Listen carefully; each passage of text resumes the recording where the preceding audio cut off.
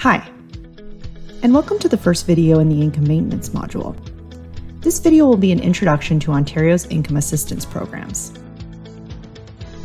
In this video, we'll cover Ontario's two main income assistance programs, Ontario Works and the Ontario Disability Support Program.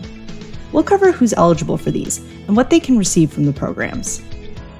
After that, we'll take a look at emergency assistance and how this program is different from Ontario Works and the Ontario Disability Support Program, as well as who should be applying for it. Finally, we'll wrap up by taking a look at what your client can do if they don't agree with the decision made about their income assistance, and things that you can do to help them if they want to dispute a decision. But before we get to that, let's start by introducing Ontario's two main income assistance programs. The first is Ontario Works, or Welfare, and the second is the Ontario Disability Support Program, which is also known as ODSP. Both of these programs offer financial assistance to Ontarians in need, but anyone looking to receive ODSP payments is also required to have a disability to be eligible. ODSP defines a disability as someone with a substantial mental or physical impairment.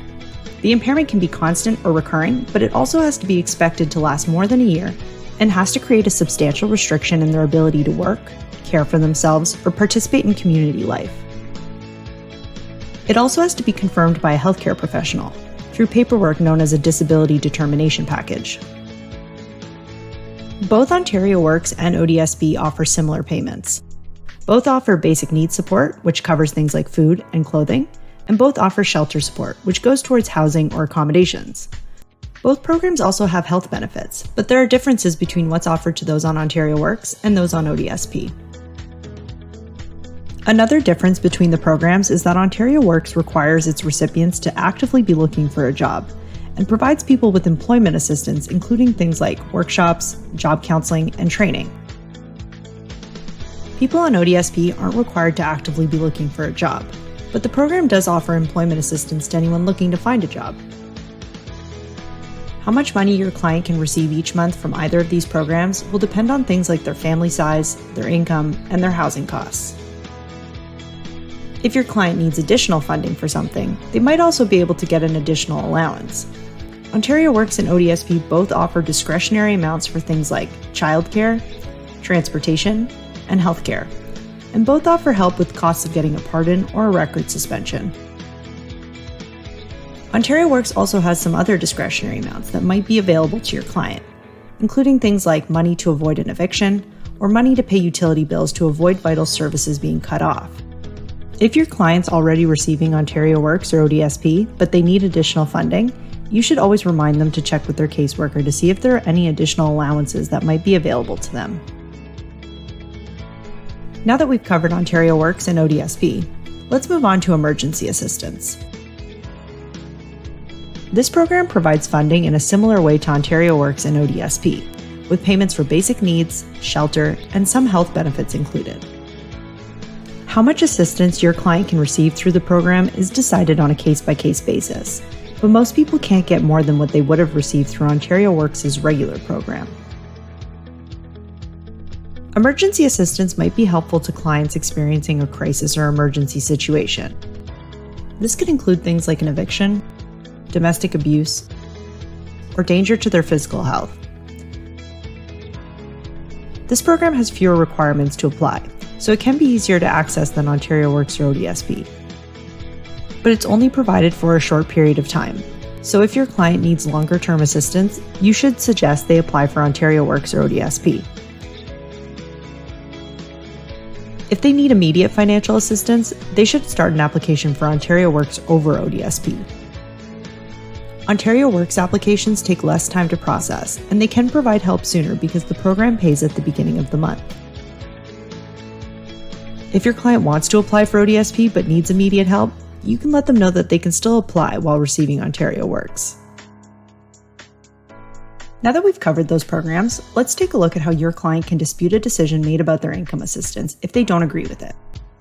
Some things that your client might want to dispute include things like the program denying their application, a suspension of their benefits, or a cancellation or reduction in their benefits. Your client can also dispute decisions made by ODSP about whether or not they have a disability. When a decision is made about someone's benefits or payments, that person should receive a notice of decision explaining why the decision was made. This notice could have come to your client at the address that the program has on file or through their My Benefits account. If your client wants to dispute a decision, they'll have to go through a specific dispute process. This process has a lot of procedural steps, so it's helpful to refer them for legal advice as soon as possible to avoid missing any steps or deadlines. If they're unable to get legal advice, they can still go through the dispute process on their own. It's helpful to think of this process as a two-step process. The first step is the internal review, and the second is the appeal. Your client can request an internal review about any decision made about their income assistance or application for assistance. An internal review means a different person in the office than the one who initially made the decision will review that decision and decide whether or not to change it. If your client wants a decision made about their income assistance internally reviewed, they have a short window of time to do it. The request needs to be submitted within 30 days from the date that the decision was made. That date of decision will be listed on the notice of decision that your client should have initially received.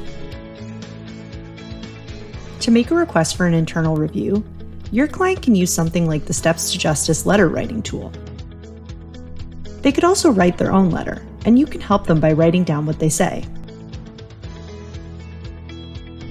You can also help your client make a copy of their request to keep for themselves. Another thing that you can do is help your client meet the deadline. Even though it can be helpful to detail the reasons why they disagree with the decision in their letter, if your client might miss the deadline because they want to add details, you should tell them to submit the request without them. If they do miss the deadline, they should still submit the request as soon as possible. Some late requests are accepted in exceptional circumstances, like if your client was in custody or hospitalized, or if they have trouble with reading and writing, or if they were waiting for legal advice.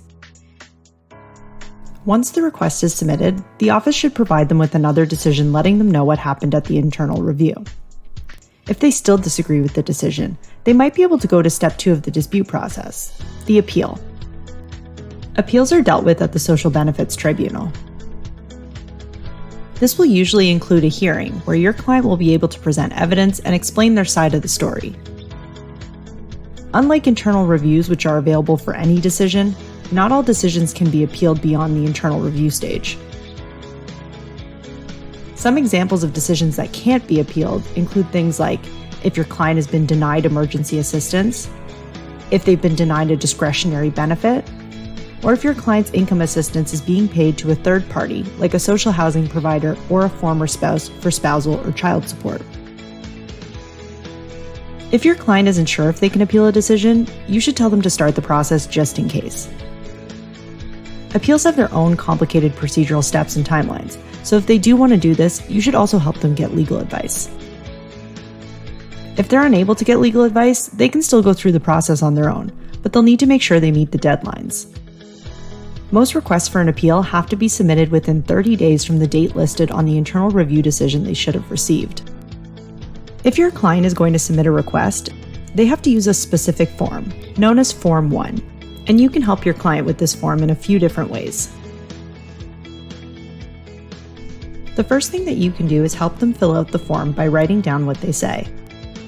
Another thing you can do is remind them to request any accommodations or interpreters if they might need them at the hearing. They can do this under Part 3 of the form. The last thing that you can do is help them apply for financial assistance while they wait for a hearing. This is known as interim assistance, and it's covered under Part 4 of the form. If your client's unable to get legal assistance, you can also help them prepare for the hearing by helping them gather important information or documents. This can include things like medical records or reports, bank statements, custody agreements, rental agreements, or pay stubs. They'll need to give copies of these documents to the Social Benefits Tribunal before the hearing, so it's helpful to put them together ahead of time. On the day of the hearing, you can also attend with your client and support them. You shouldn't tell them what to say, but you can help them organize their documents, and also warn them that the tribunal or a representative from Ontario Works or ODSP might want to ask them questions during the hearing. Once their hearing is over, your client should receive a decision from the tribunal within 60 days. And just like that, we've wrapped up our introduction to income assistance. Until next time.